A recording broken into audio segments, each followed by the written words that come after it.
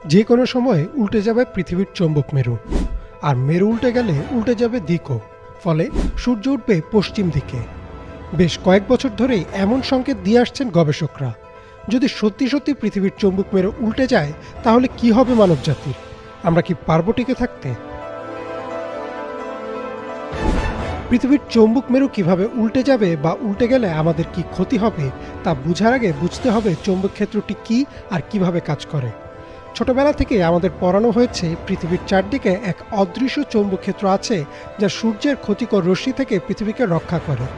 মূলত পৃথিবীর কেন্দ্রে থাকা গলিত লোহার ঘূর্ণায়নের জন্যই সৃষ্টি হয় এই চৌম্বক ক্ষেত্র।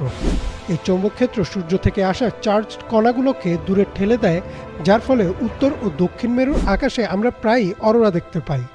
এছাড়াও বিমান, জাহাজ বা আমাদের ফোনের গুগল ম্যাপও এই চৌম্বক ক্ষেত্র দিয়েই দিক নির্দেশ করে। এমনকি অনেক পাখি